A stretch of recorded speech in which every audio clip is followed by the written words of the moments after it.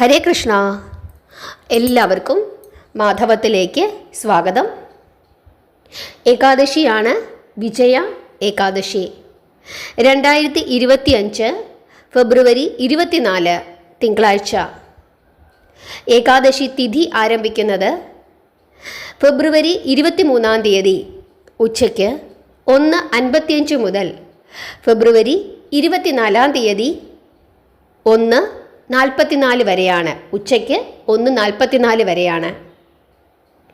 അതുകൊണ്ട് തന്നെ ഏകാദശിയും മഹാദ്വാദശിയും കൂടി ചേർന്നു വരുന്ന ആ പുണ്യമായ ദിവസം, അതായത് 2025 ഫെബ്രുവരി 24 തിങ്കളാഴ്ച, നമ്മൾ വിജയ ഏകാദശിയായി ആചരിക്കുന്നു.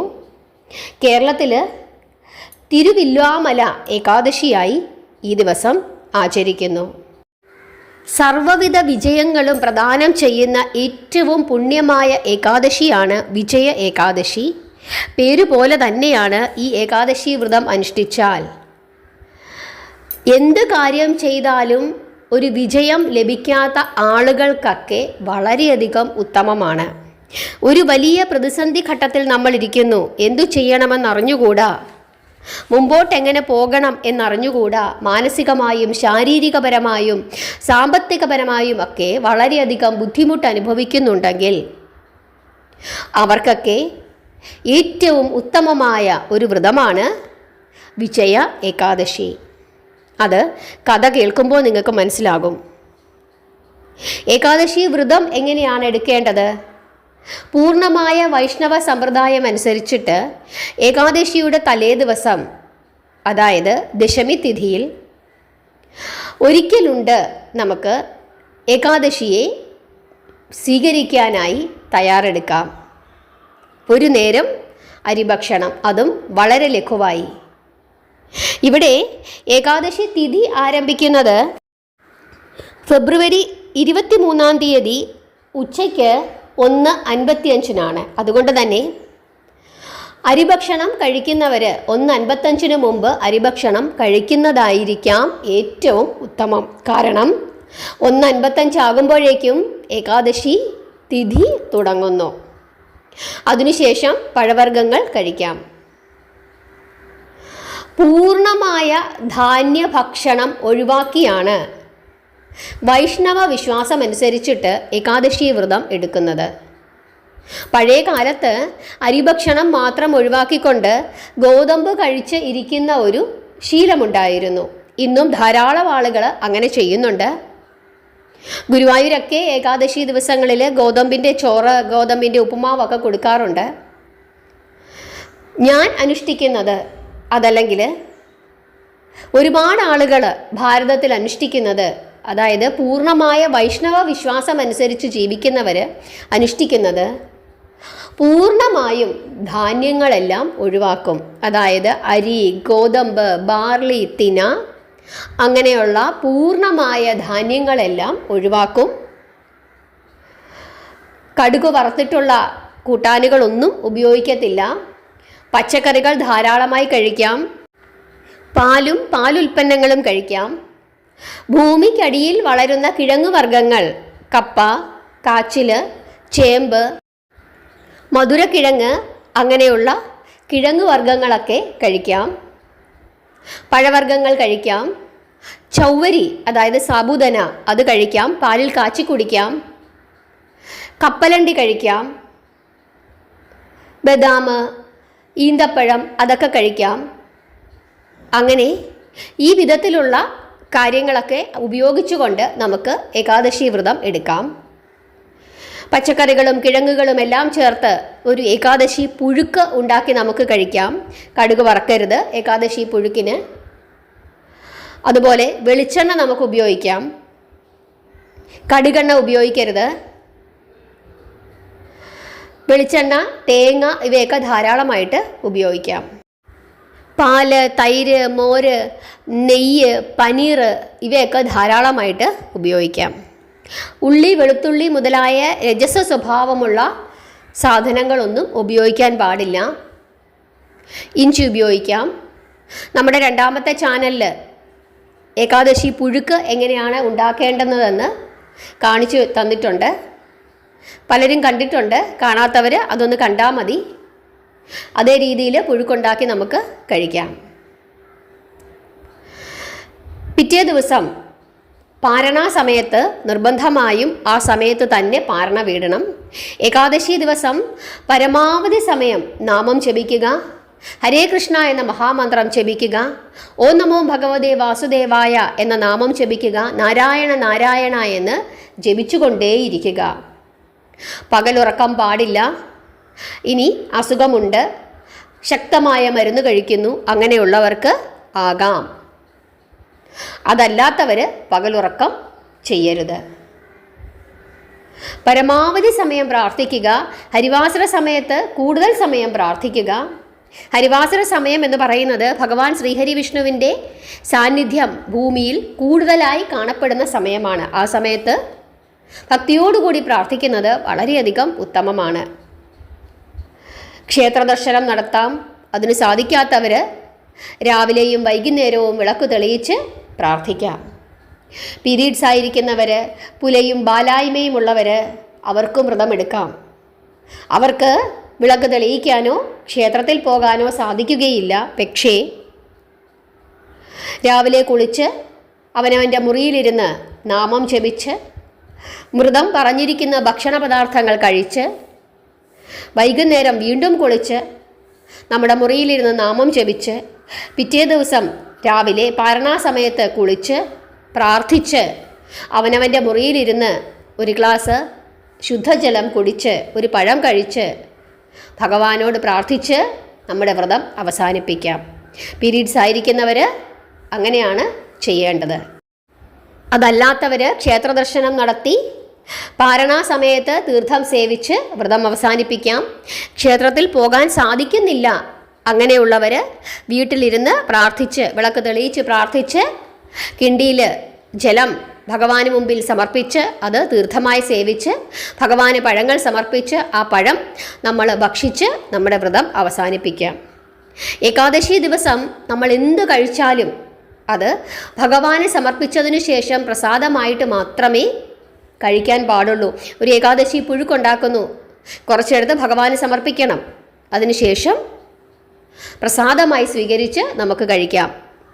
ചൊവ്വരി കൊണ്ട് പായസം ഉണ്ടാക്കുന്നു, ഭഗവാന് സമർപ്പിക്കണം. അതിനുശേഷമേ കഴിക്കാൻ പാടുള്ളൂ. ഈ വിധമാണ് ചെയ്യേണ്ടത്. ജോലിക്കൊക്കെ പോകുന്നവർ പഴങ്ങളൊക്കെ കൊണ്ടുപോയി കഴിക്കാം. നാമം ജപിക്കുക, അതാണ് ഏറ്റവും പ്രധാനം. ഇനി ഏകാദശി ദിവസത്തിന് ചില സ്ഥലങ്ങളിൽ വ്യത്യാസമുണ്ട്. പാരണാ സമയം പറയുമ്പോൾ അതും കൂടെ പറയാം. ഇനി നമുക്ക് വ്രതകഥ കേൾക്കണം.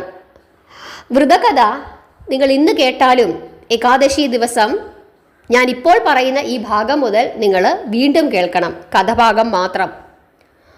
കാരണം ഏകാദശി ദിവസം വ്രതകഥ പാരായണം ചെയ്യുകയോ വ്രതകഥ കേൾക്കുകയോ ചെയ്യണമെന്നാണ് പറഞ്ഞിരിക്കുന്നത്. അങ്ങനെ ചെയ്താൽ മാത്രമേ ഏകാദശി വ്രതം പൂർത്തിയാവുകയുള്ളൂ. ഒരിക്കൽ അർജുനൻ ഭഗവാൻ ശ്രീകൃഷ്ണനോട് ചോദിക്കുകയാണ്, ഭഗവാനെ കൃഷ്ണ, വിജയ ഏകാദശിയുടെ മഹാത്മ്യം ഒന്ന് പറഞ്ഞു തരാമോ എന്ന്. അപ്പോൾ ശ്രീഹരി വിഷ്ണു അർജുനന് പറഞ്ഞു കൊടുക്കുകയാണ്, ഒരിക്കൽ, അതായത് ത്രേതായുഗത്തിൽ ശ്രീരാമചന്ദ്രൻ ഭാര്യയായ സീതാദേവിയും അനുജനായ ലക്ഷ്മണനോടും കൂടി വനവാസത്തിന് പുറപ്പെടുന്നു. 14 വർഷം. അങ്ങനെ വനവാസകാലത്തിൽ സീതാദേവിയെ രാവണൻ എന്ന അസുരൻ തട്ടിക്കൊണ്ടു പോകുന്നു. സീതാദേവിയെ അന്വേഷിച്ച് ശ്രീരാമചന്ദ്രനും ലക്ഷ്മണനും സഞ്ചരിക്കുകയാണ്. അങ്ങനെ ആ സഞ്ചാരത്തിനിടയിലാണ് സുഗ്രീവനെ കണ്ടുമുട്ടുന്നതും ബാലിയെ വധിക്കുന്നതും. അങ്ങനെ സുഗ്രീവൻ്റെയും മറ്റു വാനരന്മാരുടെയും സഹായത്തോടുകൂടി സീതാദേവിയെ കണ്ടെത്താമെന്ന് തീരുമാനിക്കുകയും ചെയ്യുന്നത്. സീതാദേവിയെ കണ്ടെത്തുന്നതിനായി ഹനുമാൻ സ്വാമി കടൽ കടന്ന് ലങ്കയിൽ എത്തിച്ചേരുകയും സീതാദേവിയോട് ശ്രീരാമചന്ദ്രൻ്റെ സന്ദേശം കൈമാറുകയും ചെയ്തതിനു ശേഷം ഹനുമാൻ സ്വാമി സീതാദേവി ലങ്കയിലുണ്ട് എന്നുള്ള വിവരം ശ്രീരാമചന്ദ്രനെ അറിയിക്കുന്നു. ആ സമയത്ത് ശ്രീരാമചന്ദ്രൻ ലക്ഷ്മണനോട് ചോദിക്കുകയാണ്, എങ്ങനെയാണ് നമ്മൾ ഈ തടസ്സങ്ങളൊക്കെ നീക്കി വിജയത്തിലെത്തിച്ചേരുന്നത്? ഈ വലിയ സാഗരം നമുക്ക് കടക്കേണ്ടതായിട്ടുണ്ട്. വിജയം നമുക്ക് ആവശ്യമാണ്. അതിനായി നമ്മൾ എന്തു ചെയ്യണം എന്ന് ചോദിക്കുന്നു. ആ സമയത്ത് അനുജൻ ലക്ഷ്മണൻ ശ്രീരാമചന്ദ്രനോട് ഇപ്രകാരം പറയുകയാണ്, ഈ ലോകത്തിൻ്റെ നാഥനായ അവിടുത്തേക്ക് ഇതൊന്നും അറിയില്ല എന്ന് ഞാൻ വിശ്വസിക്കുന്നില്ല. എങ്കിലും അവിടുത്തോട് ഞാനൊരു കാര്യം പറയാം. ഇവിടെ അടുത്ത് ഒരു ദ്വീപുണ്ട്. ആ ദ്വീപിൽ ഒരു മഹാനായ മഹർഷി താമസിക്കുന്നുണ്ട്. അദ്ദേഹത്തിൻ്റെ പേര് ബഗദൽമ്യ എന്നാണ്. നമുക്ക് അദ്ദേഹത്തെ കണ്ട് നമ്മുടെ ഈ പ്രശ്നം പറയാമെന്ന് പറയുന്നു. അങ്ങനെ ലക്ഷ്മണനും ശ്രീരാമചന്ദ്രനും കൂടി മുനിയെ കാണാനായി അദ്ദേഹത്തിൻ്റെ ആശ്രമത്തിലേക്ക് എത്തിച്ചേരുന്നു. എന്നിട്ട് മുനിയോട് തങ്ങൾ നേരിട്ടിരിക്കുന്ന പ്രശ്നങ്ങളെപ്പറ്റി പറയുന്നു. മുനിക്ക് മനസ്സിലാകുന്നു, ഈരേഴ് 14 ലോകത്തിൻ്റെയും നാഥനായ പ്രപഞ്ചനാഥനായ ഭഗവാൻ ശ്രീഹരി തന്നെയാണ് തൻ്റെ മുമ്പിൽ നിൽക്കുന്നത് എന്ന്. എങ്കിലും മനുഷ്യരൂപത്തിൽ ഭഗവാൻ അവതരിച്ചിരിക്കുന്നത് കൊണ്ട് ഭഗവാൻ ഇക്കാര്യങ്ങൾ ഞാൻ പറഞ്ഞു കൊടുക്കണം, ഇതെൻ്റെ കർത്തവ്യമാണ് എന്ന് നിശ്ചയിച്ചിട്ട് അദ്ദേഹം ശ്രീരാമചന്ദ്രനോട് പറയുകയാണ്, വിജയ ഏകാദശി വ്രതം ഭക്തിയോടുകൂടി ശ്രദ്ധയോടുകൂടി പ്രാർത്ഥനയോടുകൂടി എടുത്തുകൊള്ളുക. അങ്ങ് എന്ത് കാര്യമാണോ ഉദ്ദേശിക്കുന്നത് അത് പൂർണ്ണമായ വിജയത്തിൽ എത്തിച്ചേരുമെന്ന്. അങ്ങനെ മുനിയുടെ ഉപദേശപ്രകാരം ശ്രീരാമചന്ദ്രനും അനുജനായ ലക്ഷ്മണനും വിജയ ഏകാദശി വ്രതം എടുക്കുകയും അതിൻ്റെ ഫലമായി അദ്ദേഹം ലങ്കയിലെത്തിച്ചേരുകയും അവസാനം രാവണനെ വധിച്ച് സീതാദേവിയെ മോചിപ്പിക്കുകയും ചെയ്യുന്നു. ഇതാണ് വിജയ ഏകാദശിയുടെ വ്രതകഥ. ഭഗവാൻ ശ്രീരാമചന്ദ്രൻ പോലും അനുഷ്ഠിച്ചിട്ടുള്ള ഏകാദശിയാണ് വിജയ ഏകാദശി. അത്രത്തോളം പുണ്യമുള്ള ഏകാദശിയാണ്. സർവ്വവിജയങ്ങളും പ്രദാനം ചെയ്യുന്ന ഏകാദശിയാണ്. ശ്രീരാമചന്ദ്രനും ലക്ഷ്മണനും രാവണനോട് യുദ്ധം ചെയ്യാൻ തീരുമാനിക്കുന്ന ആ സമയം മുതൽ ധാരാളം തടസ്സങ്ങളും പ്രയാസങ്ങളും ബുദ്ധിമുട്ടുകളും ഉണ്ടാകുന്നുണ്ട്. പക്ഷേ ആ തടസ്സങ്ങളെയെല്ലാം അതിജീവിച്ചുകൊണ്ട് അവസാനം പരമമായ വിജയത്തിൽ ഭഗവാൻ എത്തിച്ചേരുന്നു. അതിന് കാരണം വിജയ ഏകാദശി വ്രതമാണ് എന്ന് വിശ്വസിക്കുന്നു. അതുകൊണ്ട് തന്നെ സർവ്വവിധ വിജയങ്ങളും പ്രദാനം ചെയ്യുവാൻ ശക്തിയുള്ള ഈ ഏകാദശി തീർച്ചയായിട്ടും നമ്മളെല്ലാവരും ഭക്തിയോടുകൂടി എടുക്കേണ്ടതായിട്ടുണ്ട്. ഇനി നമുക്ക് ഏകാദശിയുടെ പാരണാ സമയം പറയാം. ഓരോ സ്ഥലങ്ങളിലും ഏകാദശിയുടെ പാരണാ സമയത്തിൽ വ്യത്യാസമുണ്ട്. ചില സ്ഥലങ്ങളിൽ ഏകാദശിക്ക് പോലും വ്യത്യാസമുണ്ട്. നിങ്ങൾ ശ്രദ്ധിച്ചു കേട്ടുകൊള്ളുക. പാരണ എന്ന് പറഞ്ഞു കഴിഞ്ഞാൽ എന്താണ്? ആ സമയത്താണ് നമ്മൾ വ്രതം അവസാനിപ്പിക്കേണ്ടത്. ആ സമയത്ത് പ്രാർത്ഥിച്ച് തീർത്ഥം സേവിച്ച് വ്രതം അവസാനിപ്പിക്കാം. പാരണാ സമയത്ത് തന്നെ വ്രതം അവസാനിപ്പിക്കണം. അതാണ് പറഞ്ഞിരിക്കുന്നത്. കേരളത്തിൽ 2025 ഫെബ്രുവരി 24-നാണ് ഏകാദശി. 25-നാണ് പാരണ വീടേണ്ടത്. ഇനി ഞാൻ അങ്ങോട്ട് പറയുന്ന സ്ഥലങ്ങളെല്ലാം 25-ന് പാരണ വീടേണ്ടുന്നതാണ്. വ്യത്യാസമുണ്ടെങ്കിൽ അതുമാത്രം ഞാൻ പറയാം. കേരളത്തിൽ 25-ാം തീയതി 6:37 മുതൽ രാവിലെ 6:37 മുതൽ 10:36 വരെ. തമിഴ്നാട് 6:27 മുതൽ 10:24 വരെ. കർണാടക ഷിമോഗ 6:46 മുതൽ 10:43 വരെ. ഒറീസ 6:10 മുതൽ 10:03 വരെ. ഗോവ 6:54 മുതൽ 10:50 വരെ. മഹാരാഷ്ട്ര 7 മുതൽ 10:54 വരെ. ആന്ധ്രാപ്രദേശ് 6:31 മുതൽ 10:27 വരെ. തെലുങ്കാന 6:37 മുതൽ 10:32 വരെ. മധ്യപ്രദേശ് 6:45 മുതൽ 10:38 വരെ. ന്യൂഡൽഹി 6:50 മുതൽ 10:40 വരെ. പഞ്ചാബ് 6:58 മുതൽ 10:46 വരെ. ഗുജറാത്ത് 7:14 മുതൽ 11:07 വരെ. ഹരിയാന ഫരീദാബാദ് 6:50 മുതൽ 10:39 വരെ. ജാർഖണ്ഡ് 6:14 മുതൽ 10:06 വരെ. ആസാം 5:50 മുതൽ 9:41 വരെ. ലക്നൗ 6:34 മുതൽ 10:24 വരെ. രാജസ്ഥാൻ 6:55 മുതൽ 10:45 വരെ. ഛത്തീസ്ഗഡ് 6:22 മുതൽ 10:14 വരെ. ആൻഡമാൻ നിക്കോബാർ ഐലൻഡ്സ് 5:36 മുതൽ 9:33 വരെ. ഇനി കുവൈറ്റിലും 25 രാവിലെ 6:18 മുതൽ 10:07 വരെ. ദുബായ് 6:46 മുതൽ 10:37 വരെ. ദോഹ ഖത്തർ 6 മണി മുതൽ 9:51 വരെ. ബഹ്റിൻ 6:05 മുതൽ 9:56 വരെ. സൗദി അറേബ്യ റിയാദ് 6:19 മുതൽ 10:11 വരെ. ഷാർജ 6:45 മുതൽ 10:36 വരെ. അബുദാബി 6:48 മുതൽ 10:40 വരെ. ഒമാൻ 6:32 മുതൽ 10:24 വരെ. ഇനി അമേരിക്കയിൽ സമയവ്യത്യാസമുണ്ട്. അമേരിക്കയിൽ ഏകാദശി ഫെബ്രുവരി 23-ാം തീയതിയാണ്. അതുകൊണ്ട് തന്നെ പാരണ 24-ന് ചെയ്യണം. 24-ാം തീയതി രാവിലെ 9 മണി മുതൽ 10:30 വരെയാണ്. കാനഡയിലും 23-ാം തീയതിയാണ് ഏകാദശി. 24-ന് രാവിലെ 9 മണി മുതൽ 10:27 വരെയാണ് പാരണാസമയം. വാൻകോവർ ബ്രിട്ടീഷ് കൊളംബിയ, അവിടെയും 23-ാം തീയതിയാണ് ഏകാദശി. 24-ന് പാരണവീടണം.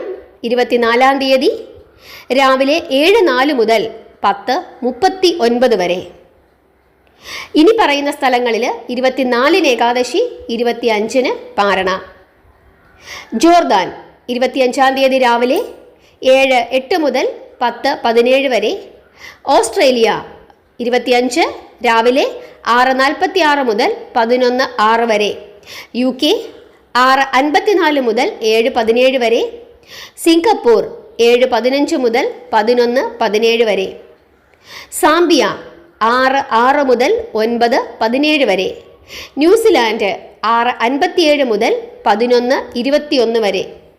മാലദ്വീപ്സ് 6:18 മുതൽ 10:19 വരെ. അർമേനിയ 7:41 മുതൽ 11:17 വരെ. ചൈന 6:35 മുതൽ 10:19 വരെ. ഇസ്രായേൽ 6:11 മുതൽ 9:14 വരെ. സൗത്ത് ആഫ്രിക്ക 6:06 മുതൽ 9:17 വരെ. ജപ്പാൻ 6:17 മുതൽ 10:02 വരെ. ജർമ്മനി 7:01 മുതൽ 8:17 വരെ. ഡെൻമാർക്ക് വെസ്റ്റേൺ ഓസ്ട്രേലിയ 5:54 മുതൽ 10:13 വരെ. ഡെൻമാർക്ക് 5:54 മുതൽ 10:13 വരെ. മലേഷ്യ 7:25 മുതൽ 11:26 വരെ. റഷ്യ 7:30 മുതൽ 10:17 വരെ. ലിബിയ 7:40 മുതൽ 9:17 വരെ. നൈജീരിയ 6:45 മുതൽ 8:17 വരെ.